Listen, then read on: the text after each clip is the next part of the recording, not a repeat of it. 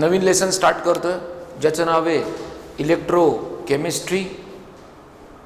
आणि आता इलेक्ट्रोकेमिस्ट्री या लेसनमध्ये आपल्याला वेगळ्या वेगळ्या प्रकारचे सेल्स बघायचे आहेत. पण त्यासाठी अगोदर सर्व लोकांना मी काही गोष्टींची आठवण करून देऊ इच्छितो. एक लक्षात घ्या, इलेक्ट्रोकेमिस्ट्री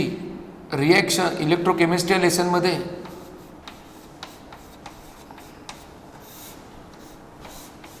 आपल्याला रेडॉक्स रिॲक्शन्स बघायला मिळणार आहेत. सगळ्यांना माहिती आहे की redox reaction is divided into two parts. First one is oxidation half reaction and second one is reduction half reaction. आणि या दोन्ही रिॲक्शनची ॲडिशन करून आपल्याला रेडॉक्स रिॲक्शन मिळणार आहे. परत एकदा मी काय बोललो ते ऐका.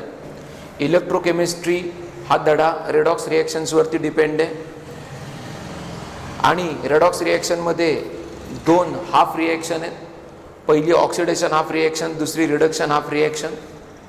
आणि ऑक्सिडेशन हाफ रिॲक्शन आणि रिडक्शन हाफ रिॲक्शन मिळून आपल्याला रेडॉक्स रिॲक्शन भेटणार आहेत. परत एकदा नीट ऐका. ऑक्सिडेशन हाफ रिॲक्शन आणि रिडक्शन हाफ रिॲक्शन मिळून आपल्याला रेडॉक्स रिॲक्शन भेटणार आहे. आता ऑब्वियसली ऑक्सिडेशन हाफ रिॲक्शनमध्ये ऑक्सिडेशन होणार आहे आणि रिडक्शन हाफ रिॲक्शनमध्ये रिडक्शन होणार आहे.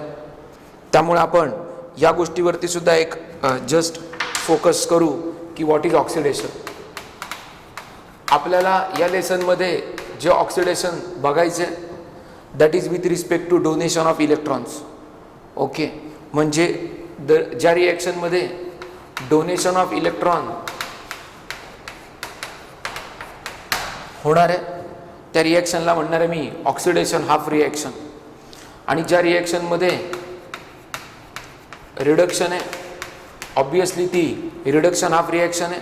आणि रिडक्शन रिॲक्शनमध्ये आपल्याला बघायचं आहे ज्या रिॲक्शनमध्ये ॲक्सेप्टन्स ऑफ इलेक्ट्रॉन आहे त्याला मी म्हणणार आहे रिडक्शन हाफ रिॲक्शन. म्हणजे रेडॉक्स रिॲक्शनमध्ये दोन रिॲक्शन आहेत, ऑक्सिडेशन हाफ रिॲक्शन आणि रिडक्शन हाफ रिॲक्शन. दोन रिॲक्शनची ॲडिशन केली की आपल्याला रेडॉक्स रिॲक्शन मिळणार आहे. त्याचबरोबर मी सांगितलं ऑक्सिडेशन हाफ रिॲक्शनमध्ये ऑक्सिडेशन होणार आहे. ऑक्सिडेशन म्हणजे डोनेशन ऑफ इलेक्ट्रॉन, याचा अर्थ ऑक्सिडेशन हाफ रिॲक्शनमध्ये डोनेशन ऑफ इलेक्ट्रॉन होणार आहे. आणि रिडक्शन हाफ रिॲक्शनमध्ये रिडक्शन होणार आहे. म्हणजेच रिडक्शन हाफ रिॲक्शनमध्ये ॲक्सेप्टन्स ऑफ इलेक्ट्रॉन सापडणार आहे. आता पण हे सगळं ओळखायचं कसं की कुठली रिॲक्शनमध्ये ऑक्सिडेशन झाले आणि कुठल्या रिॲक्शनमध्ये रिडक्शन झालं. तर मी त्यासाठी तुम्हाला सिम्पल एक लॉजिक सांगतो. समजा मी तुम्हाला सांगितलं Zn solid gives Zn2 plus aqueous plus 2 electron. Okay, आता ते सॉलिड ॲक्युएस वगैरे ते बघू आता जेव्हा आपण ॲक्च्युअल इलेक्ट्रोकेमिस्ट्री शिकायला लागू तेव्हा. पण zinc give Zn2 plus 2 electron. याचा अर्थ काय झाले, झिंकनी 2 इलेक्ट्रॉन डोनेट केलेत आणि 2 इलेक्ट्रॉन डोनेट केल्यामुळं झिंकचा Zn2+ झाला.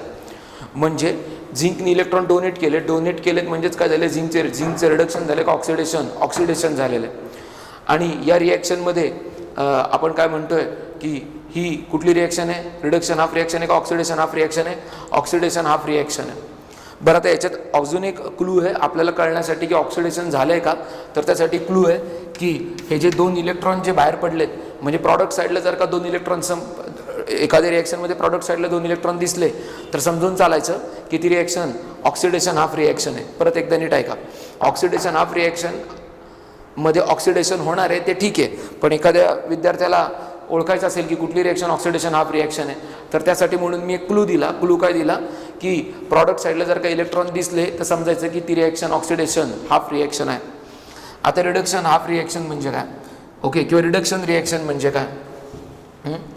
तर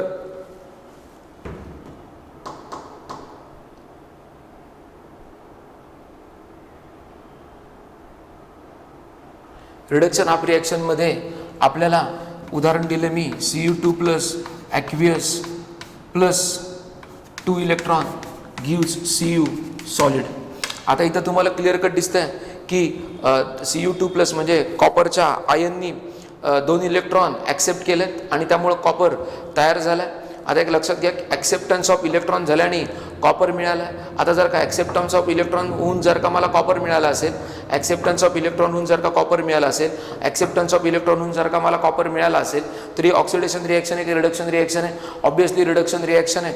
आणि त्याचबरोबर तुमच्यासाठी परत क्लू, की तिकडे पण मी क्लू दिला होता की जर का मला प्रॉडक्ट साईडला इलेक्ट्रॉन दिसले तर मी त्याला ऑक्सिडेशन हाफ रिॲक्शन म्हणणार आहे. आणि आता रिडक्शन साईडला जर का रिॲक्टंट साईडला जर का मला इलेक्ट्रॉन दिसले, म्हणजे लेफ्ट हँड साईडला इलेक्ट्रॉन दिसले, तर त्याला मी काय म्हणणार आहे? रिडक्शन रिॲक्शन म्हणणार आहे. ओके, माझ्या मते हे बेसिक होतं. आता मी तुम्हाला इलेक्ट्रोकेमिस्ट्रीमध्ये जे आपल्याला टाईप्स ऑफ सेल्स बघायचे आहेत त्याबद्दल माहिती देतो. म्हणजे आत्ता दिलेल्या रिॲक्शन्स अशा होत्या. Zn solid gives Zn2+ + 2 electron आणि ही ऑक्सिडेशन हाफ रिॲक्शन होती. आणि त्याचबरोबर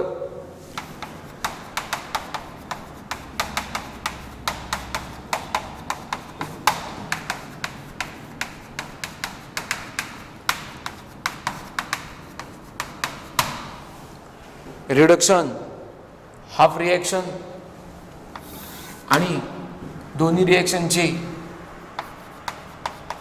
ॲडिशन घ्यायची म्हणजे मला नेट रिॲक्शन मिळेल. आणि जी नेट रिॲक्शन असेल त्याला मी म्हणणार आहे रेडॉक्स रिॲक्शन. कारण त्याच्यामध्ये मला रिडक्शन आणि ऑक्सिडेशन दोन्ही दिसणार आहे. ते कसं ते बघा. Zinc plus Cu2+ plus 2 electron gives Zn2+ plus Cu plus 2 electrons. 2 electron काय झाले? कॅन्सल. म्हणजे ही जी उरलेली रिॲक्शन आहे याला मी म्हणणार रेडॉक्स रिॲक्शन. आणि अजून एक, झिंकचा ऑक्सिडेशन नंबर इकडून इकडे जाताना कमी झालाय का वाढलाय? आणि कॉपरचा ऑक्सिडेशन नंबर कमी झालाय. याचा अर्थ ओव्हरऑल रिॲक्शनवरनं, रेडॉक्स रिॲक्शनवरनं मी असं म्हणू शकतो की झिंकचा ऑक्सिडेशन नंबर वाढल्यामुळे झिंकचं ऑक्सिडेशन झालं आहे आणि कॉपरचा ऑक्सिडेशन नंबर कमी झाल्यामुळे कॉपरचं रिडक्शन झालं आहे. परत एकदा ऐका. Increase in oxidation number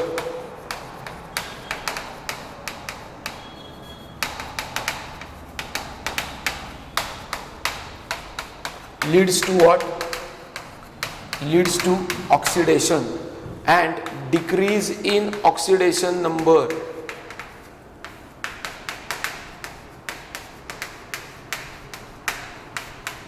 leads to what? Reduction. Okay, I hope so तुम्हाला कळलं असेल. झिंकचा ऑक्सिडेशन नंबर, इथे झिंकची ऑक्सिडेशन स्टेट किती आहे? झिंकची ऑक्सिडेशन स्टेट 0, 0ची +2 झाले म्हणून झिंकचा ऑक्सिडेशन नंबर वाढला आहे, म्हणून झिंकचं ऑक्सिडेशन झालं. कॉपरचा ऑक्सिडेशन नंबर कमी झाला आहे, +2चा 0 झाला आहे, त्याच्यामुळे कॉपरचे रिडक्शन झाले. 2 रिॲक्शनची ॲडिशन केलं, रेडॉक्स रिॲक्शन मिळाली. रेडॉक्स रिॲक्शनमध्ये मला दोन्ही प्रोसेस दिसतात, हे ऑक्सिडेशन ॲज वेल ॲज रिडक्शन, म्हणून तर रिॲक्शनचं नाव रेडॉक्स रिॲक्शन आहे. एक लक्षात घ्या, इलेक्ट्रोकेमिस्ट्रीमध्ये आपल्याला टाईप्स ऑफ सेल्स बघायचे आणि टाईप्स ऑफ सेल्स बघत असताना आपल्याला सेलमध्ये 2 इलेक्ट्रोड असणार आहेत. आता मी चर्चा करतोय सविस्तर त्याच्याबद्दल. एका सेलवर एका इलेक्ट्रोडवर ऑक्सिडेशन घडणार आहे आणि दुसऱ्या इलेक्ट्रोडवर रिडक्शन घडणार आहे. आणि म्हणून मी एकदा ऑक्सिडेशन हाफ रिॲक्शन लिहिल एका इलेक्ट्रोडसाठी, दुसऱ्या इलेक्ट्रोडसाठी रिडक्शन हाफ रिॲक्शन लिहिल आणि दोघांची मिळून एक मी रेडॉक्स रिॲक्शन देईल. त्याला मी म्हणेल सेल रिॲक्शन. काय म्हणेल मी त्याला? Cell reaction. काय म्हणेल मी त्याला? Cell reaction. सविस्तर माहिती बघूया. चला सविस्तर माहितीकडे वळूया. इलेक्ट्रोकेमिस्ट्री या धड्यामध्ये आपल्याला 2 प्रकारच्या सेलचा अभ्यास करायचा आहे. Okay, we have 2 types of cells. Number 1 is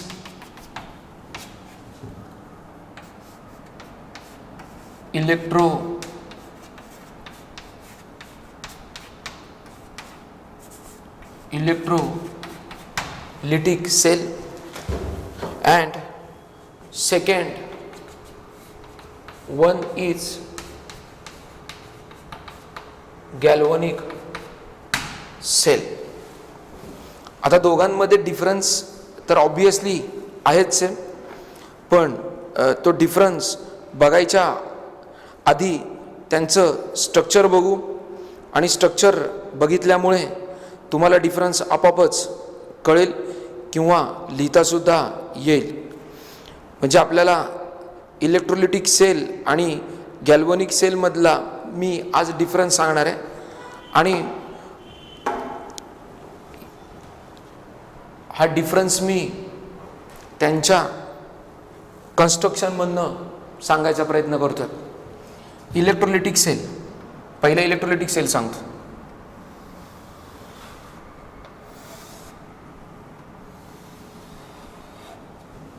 okay,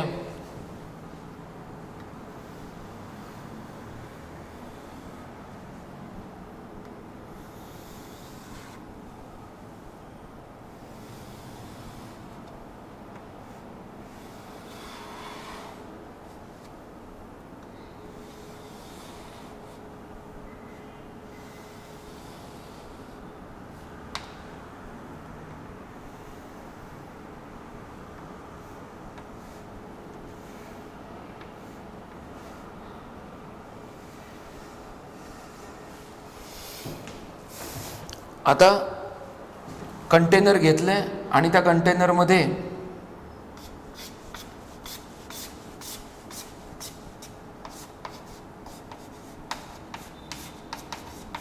molten NaCl घेतले. मी ॲक्युएस NaCl सांगितलं का मोल्टन NaCl सांगितलं? NaCl तर सोल्युशन नाही घेतलेलं, NaCl मोल्टन स्टेटमध्ये घेतलंय. ओके, NaClचं सोल्युशन घेतलेलं नाही, ॲक्युएस NaCl नाही, मी मोल्टन NaCl घेतले. सोडियम क्लोराईडचं सोल्युशन घेतलेलं नाही, मी मोल्टन NaCl घेतलेले. NaCl सोडियम क्लोराईड मोल्टन स्टेटमध्ये घेतलं आहे. म्हणजे तिथे फक्त आणि फक्त Na आणि Clच असतील, Na+ आणि Cl- असतील. आता इलेक्ट्रोलिटिक सेलमध्ये आपण जेव्हा मोल्टन कंटेनरमध्ये मोल्टन NaCl टाकलं आहे आणि 2 इलेक्ट्रोड ठेवलेले आहेत आणि त्यातला एक इलेक्ट्रोड हा बॅटरी घेतलेली, बॅटरी किंवा सेल ॲज्युम करा, बॅटरी आहे म्हणजे इलेक्ट्रिक सोर्स आहे हे लक्षात घ्या. मी याला बॅटरी किंवा सेल असं म्हणून कन्फ्यूज नाही करणार, मी याला म्हणेल it is an electric source जो इलेक्ट्रिसिटी जनरेट करणार आहे. आणि या सोर्सचं हे पॉझिटिव्ह टर्मिनल आहे, या सोर्सचं हे पॉझिटिव्ह टर्मिनल आहे आणि या सोर्सचं हे निगेटिव्ह टर्मिनल आहे. आणि एक इलेक्ट्रोड या इलेक्ट्रिक सोर्सच्या पॉझिटिव्ह टर्मिनलला अटॅच आहे म्हणून या इलेक्ट्रोडवर पॉझिटिव्ह चार्ज आहे आणि दुसरा इलेक्ट्रोड इलेक्ट्रिक सोर्सच्या निगेटिव्ह टर्मिनलला अटॅच आहे म्हणून त्याच्यावरती निगेटिव्ह चार्ज आहे. एक लक्षात घ्या ताई दादांनो, फार महत्त्वाची गोष्ट सांगतोय. ॲनोड आणि कॅथोड या 2 लोकांबद्दल आपल्याला बोलायचं आहे, पण ॲनोड आणि कॅथोड आणि त्या इलेक्ट्रोडवर असणारे चार्ज हे मोस्ट ऑफ द टाइम खूप लोक कोरिलेट करतात. पण आत्ता मी त्याच्यावर पॉझिटिव्ह चार्ज देताना तो ॲनोड आहे का कॅथोड आहे ते काहीच बोललेलो नाही आहे. Please try to understand.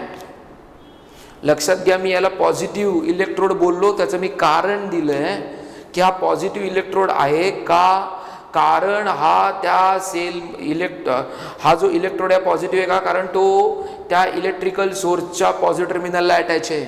या इलेक्ट्रोडला मी निगेटिव्ह का बोललो, कारण हा इलेक्ट्रिकल सोर्सच्या निगेटिव्ह टर्मिनलला अटॅच आहे असं मी तुम्हाला सांगितलं आहे.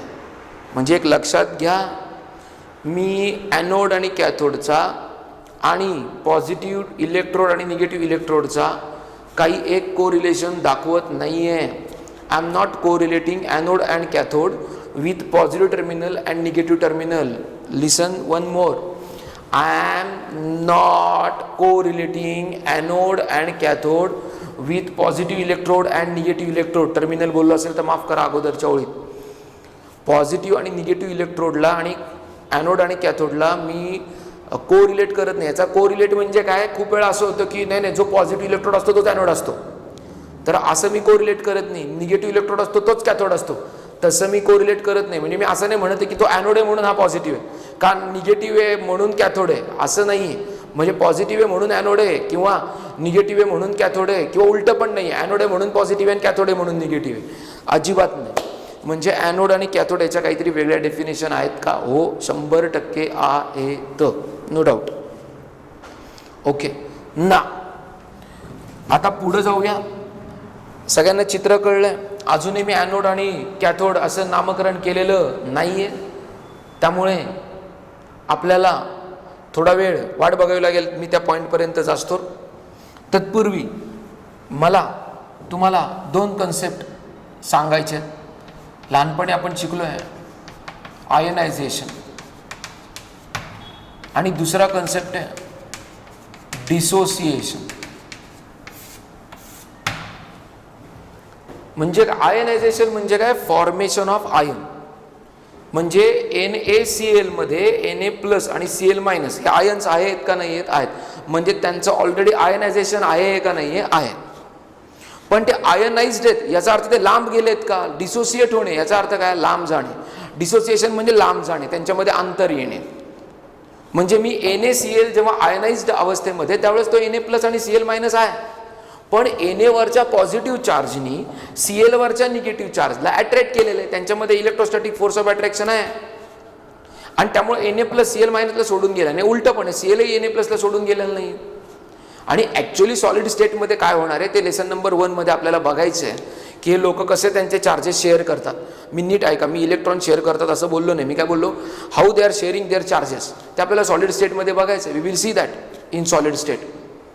बट बिफोर दॅट इकडे या, हे पॉईंट काय ते समजून घे. म्हणजे Na+ आणि Cl- वरती ऑलरेडी आयनायझेशन झालेलं आहे, त्यांचं आयन आहेत, ते फॉर्मेशन ऑफ आयन आहे, पण ते एकमेकांपासून सेपरेट झालेत का? नाही. म्हणजे सेपरेट होणे, एकमेकांपासून लांब जाणे म्हणजे काय होणे, डिसोसिएशन. काय होणे, डिसोसिएशन. काय होणे, डिसोसिएशन. काय होणे, डिसोसिएशन. ओके, हे मी सांगून ठेवलंय, आता मी वापरणार आहे इथे थोड्या वेळाने. मी आत्ता फक्त काय करतोय, सगळ्यांच्या लक्षात येते का, I am collecting raw material, सगळे कन्सेप्ट गोळा करून ठेवतोय आणि नंतर मी त्या कंटेनरमध्ये वापरणार आहे 100%. ओके, तर आयनायझेशन म्हणजे फॉर्मेशन ऑफ आयन, त्या स्टेटमध्ये आयन्स आहेत ऑलरेडी सोडियम क्लोराईडमध्ये. डिसोसिएशनमध्ये आपल्याला बघायचं आहे की डिसोसिएशनमध्ये काय होणार आहेत, ions they will get separate from each other, त्यांच्यामध्ये कुठले बॉन्ड राहणार नाही. Okay, thank you. हा झाला पहिला मुद्दा, एक आयनायझेशन आणि दुसरा डिसोसिएशन.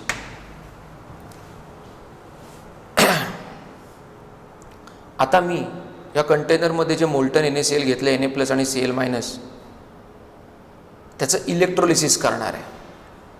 सेलचं नाव आहे इलेक्ट्रोलिटिक सेल.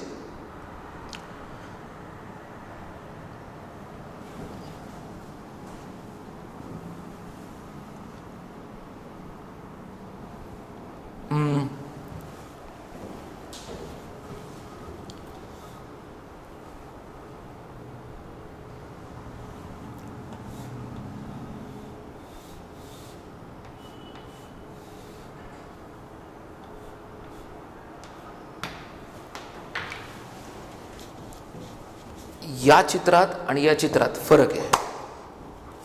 इथे पॉझिटिव्ह टर्मिनल आणि निगेटिव्ह टर्मिनल यांच्यामध्ये वायर आहे, आणि इथे पॉझिटिव्ह टर्मिनल आणि निगेटिव्ह टर्मिनलच्या मध्ये हे इलेक्ट्रोलिटिक सोल्युशन आहे. इलेक्ट्रोलिटिक का? सोल्युशनमध्ये खूप चर्चा केली आपण. हे आयनाइज्ड आहेत. ओके, जेव्हा हे पाण्यात जातील, ॲक्वेस सोल्युशनमध्ये जातील, तेव्हा ते काय करतील, डिसोसिएट होतील. आणि डिसोसिएट झाले म्हणजे काय झाले, पाण्यात गेल्यावर लांब गेले. Na+ Cl- पाण्यामध्ये जवळ नाही थांबलेले, लांब गेलेले आहेत. म्हणजे NaClचं पाण्यात गेल्यावर आयनायझेशन झालं का डिसोसिएशन झालं? डिसोसिएशन झालं. आणि आता आपण Na प्लस आणि Cl मायनस हे चार्ज स्पीसीज आहेत, म्हणजे त्या काय करू शकतात, त्या करंट कॅरी करू शकतात. आणि ते करंट नावाचा कन्सेप्टच समजून सांगण्यासाठी म्हणून मी आता या चित्राकडे आलोय. फार सोपं चित्र आहे. म्हणजे मी फक्त इथे 2 टर्मिनलच्या मध्ये एक वायर घ्यायच्या ऐवजी मी आता हे मोल्टन NaCl घेतलेलं आहे. ओके, सगळ्यांना कन्सेप्ट कळला. म्हणजे मी या चित्रातनं त्या चित्रात जाऊ शकतो. कसं काय, तर मी वायरमध्ये तोडली, वायरचे एक एंड मी इकडे इलेक्ट्रोडला लावलं, ओके, आणि कंटेनरमध्ये ठेवलं. Okay, done. Okay, thank you.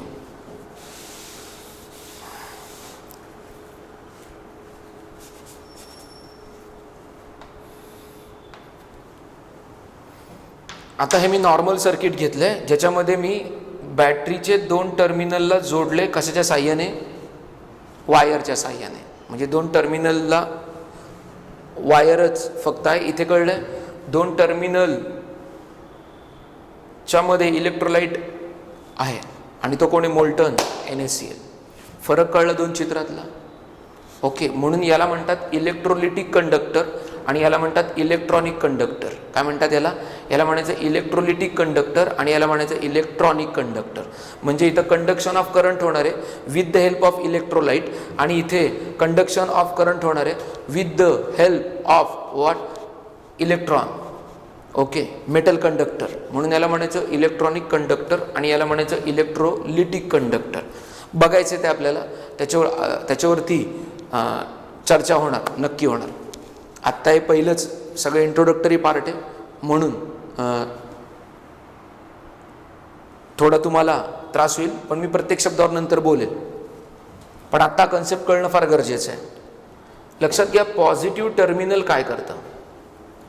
Positive terminal किंवा पहिली तर एक गोष्ट आहे, अनेक वेळा आपण बघितलेलं असतं की पॉझिटिव्ह टर्मिनलचं पोटेन्शियल जास्त आणि निगेटिव्ह टर्मिनलचं पोटेन्शियल कमी. ओके, म्हणजे काय, तर जोपर्यंत या दोघांमध्ये पोटेन्शियल डिफरन्स नाही आहे, म्हणजे पॉझिटिव्ह टर्मिनलचं काय पोटेन्शियल, निगेटिव्ह टर्मिनलचं काय पोटेन्शियल, आणि दोघांचा काय पोटेन्शियल डिफरन्स. पोटेन्शियल डिफरन्स का आला? कारण पॉझिटिव्हचं पोटेन्शियल जास्त आहे आणि निगेटिव्हचं पोटेन्शियल कमी. म्हणजे पॉझिटिव्हचं पोटेन्शियल जास्त, निगेटिव्हचं पोटेन्शियल कमी, म्हणून तिथं आला पोटेन्शियल डिफरन्स. मग पोटेन्शियलमध्ये डिफरन्स आल्यामुळं काय झालं, या पॉझिटिव्ह टर्मिनलनी इकडच्या इलेक्ट्रॉनला पुल करायला सुरुवात केली आणि तो पुल मिळाल्यामुळे electron electron electron electron negative टर्मिनलकडनं इलेक्ट्रॉन कुठे जायला लागले? पॉझिटिव्ह टर्मिनलकडे जायला लागले. म्हणजे इलेक्ट्रॉनला काय मिळाली? इलेक्ट्रॉनला मिळाली energy. Potential difference, energy. What is potential? It is energy required to move. What is potential difference? It is energy required to move unit positive charge once around the complete circuit. Okay, try to understand what is potential difference. It is energy required to move unit positive charge. Okay, once around the complete circuit ne between two potentials.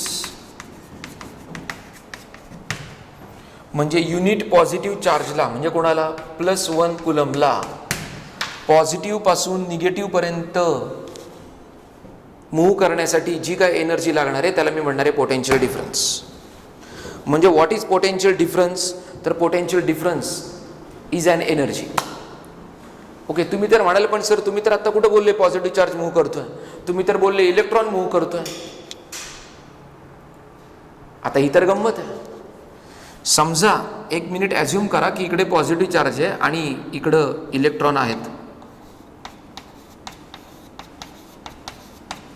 अशा पद्धतीने.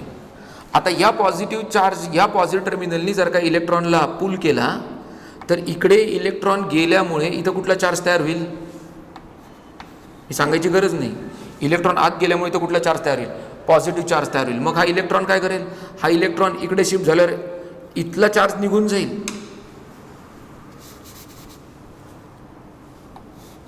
आता electron त्या पहिल्या इलेक्ट्रॉनच्या जागी गेला, त्यामुळे दुसऱ्या इलेक्ट्रॉनच्या जागी पॉझिटिव्ह चार्ज येईल, बरोबर. जरा अजून मोठं चित्र काढतो.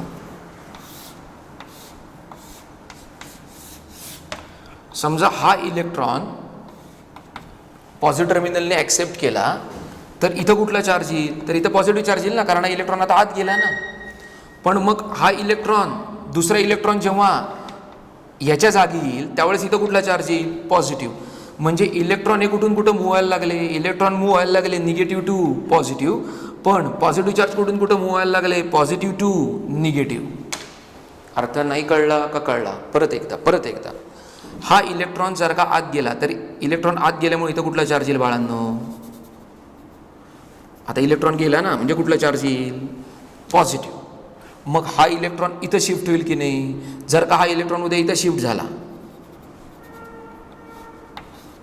तर इथं कुठला, आता इथला पॉझिटिव्ह चार्ज काय होईल? निघून जाईल, आणि इथं पॉझिटिव्ह चार्ज येणार का नाही येणार? येणार. याचा अर्थ काय झाला? इलेक्ट्रॉन 2 नंबरचा इलेक्ट्रॉन 1 नंबरला गेला, त्यावेळेस पॉझिटिव्ह चार्ज 1 नंबरकडनं 2 नंबरकडे आला. हे कळलं का? परत एकदा बघा, जेव्हा इलेक्ट्रॉन 2 नंबरकडनं 1 नंबरकडे गेला, त्यावेळेस पॉझिटिव्ह चार्ज 1 नंबरकडनं 2 नंबरकडे आला. म्हणजेच इलेक्ट्रॉन जेव्हा निगेटिव्ह टू पॉझिटिव्ह गेला, त्यावेळेस positive charge positive to negative चाललाय. म्हणजे मग इकडचा एक इलेक्ट्रॉन इकडे जाईल, मग इलेक्ट्रॉन पुढे सरकत जातील, तसा पॉझिटिव्ह चार्ज पण पुढे सरकत जाईल. पण इलेक्ट्रॉनची मुवमेंटची दिशा आणि पॉझिटिव्ह चार्जची मुवमेंटची दिशा ही एक्झॅक्टली अपोजिट आहे. म्हणजे इलेक्ट्रॉन निगेटिव्ह टू पॉझिटिव्ह जातील आणि positive charge positive to negative येतील, असं आपल्याला या चित्रात दिसतंय. असं मी सांगितलंय. कन्सेप्ट कळलाय? म्हणजे इलेक्ट्रॉनच्या मुवमेंटची डायरेक्शन आणि पॉझिटिव्ह चार्जच्या मुवमेंटची डायरेक्शन काय सेम आहे का अपोजिट आहे? अपोजिट आहे. थँक्यू. तुम्ही म्हणाले हे सगळं काय चाललंय? मला एक सांगा, आत्ता इलेक्ट्रॉनची मुवमेंट होण्यासाठी मला एनर्जीची रिक्वायरमेंट होती का नव्हती?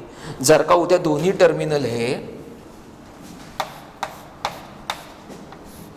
एकाच कॅपॅसिटर नाही हा, मी ॲज्युम केले की दोन्ही टर्मिनल एकाच पोटेन्शियलचे असते, तर या पॉझिटिव्ह चार्जला इलेक्ट्रॉन ओढता आले असते का? नाही ना.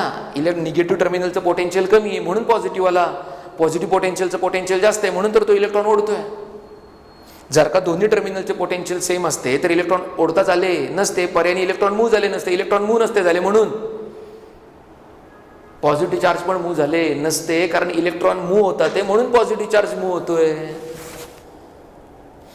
मी पहिली सुरुवात काय केली? पॉझिटिव्ह चार्ज तयार झाला म्हणून बोललो का इलेक्ट्रॉन मूव्ह झाला बोललो? मी म्हटलं इलेक्ट्रॉन आत गेला आणि तो इलेक्ट्रॉन आत गेल्यामुळे इथं आता पॉझिटिव्ह चार्ज तयार झाला. म्हणजे इलेक्ट्रॉनची मुवमेंट आहे म्हणून पॉझिटिव्ह चार्जची मुवमेंट आहे. फक्त इलेक्ट्रॉनच्या मुवमेंटचा आणि पॉझिटिव्ह चार्जच्या मुवमेंटच्या डायरेक्शन ज्या आहेत त्या एक आहेत का अपोजिट आहेत? तर त्या अपोजिट आहेत.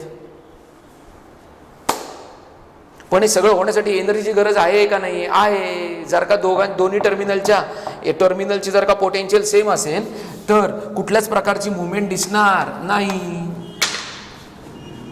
म्हणजे इलेक्ट्रॉन मूव्ह कशाच्या जोरावर होतं? तर एनर्जीच्या. ओके, म्हणजे सेल काय करतो? तर cell is providing actually what? Energy for the movement of what? Charges. फक्त सेलचं म्हणणं काय? सेल म्हणतो जे इलेक्ट्रॉन म्हणजे आता मी परत नॉर्मल केस घेतोय. सेल म्हणतो मी इलेक्ट्रॉन जर का एका टर्मिनलकडनं डोनेट केलेत तर दुसऱ्या टर्मिनलकडनं मला इलेक्ट्रॉन परत ॲक्सेप्ट करायचे आहेत. सेलचं म्हणणं कळलं? सगळ्यांना पोटेन्शियल डिफरन्स कळला असेल. अजून मी गॅल्व्हॅनिक सेलमध्ये गेलेलं नाही आहे, त्यामुळे गॅल्व्हॅनिक सेल जरा मी पुसतो. ओके, आता बघा, सेल काय म्हणतो? कुठला? इलेक्ट्रोलिटिक सेल, गॅल्व्हॅनिक सेल नाही. ही बॅटरी, हा इलेक्ट्रिकल सोर्स. हा इलेक्ट्रिकल सोर्स काय म्हणतो? हा इलेक्ट्रिकल सोर्स म्हणतो जर का मी एका टर्मिनलमधनं इलेक्ट्रॉन डोनेट केले तर दुसऱ्या टर्मिनलकडनं इलेक्ट्रॉन काय झाले पाहिजेत? ॲक्सेप्ट झाले पाहिजेत. That is only the condition. Okay, परत एकदा मी काय बोललो? एका टर्मिनलकडनं जर का इलेक्ट्रॉन डोनेट केले तर दुसऱ्या टर्मिनलकडनं इलेक्ट्रॉन ॲक्सेप्ट केले पाहिजेत. ओके, ही कोणाची कंडिशन आहे? इलेक्ट्रोलिटिक सेलची, गॅल्व्हॅनिक सेलची का इलेक्ट्रिक सोर्सची? इलेक्ट्रिक सोर्सची. कोणाची कंडिशन आहे? इलेक्ट्रिक सोर्सची. कोणाची कंडिशन? इलेक्ट्रिक सोर्स काय म्हणतो? If I donated electron or if I, एका टर्मिनलमधून इलेक्ट्रॉन बाहेर चाललेत तर दुसऱ्या टर्मिनलमधून इलेक्ट्रॉन आतमध्ये यायला पाहिजेत. This is the condition for what? This is the condition for electric source. Okay. आता खूप सगळं मी हे केलं काय, जनरेट केले चित्र समोर. आता या कंटेनरमध्ये आतमध्ये प्रवेश करायची वेळ आली. 2 मिनटं शांत बसून आठवा, रिवाइज करा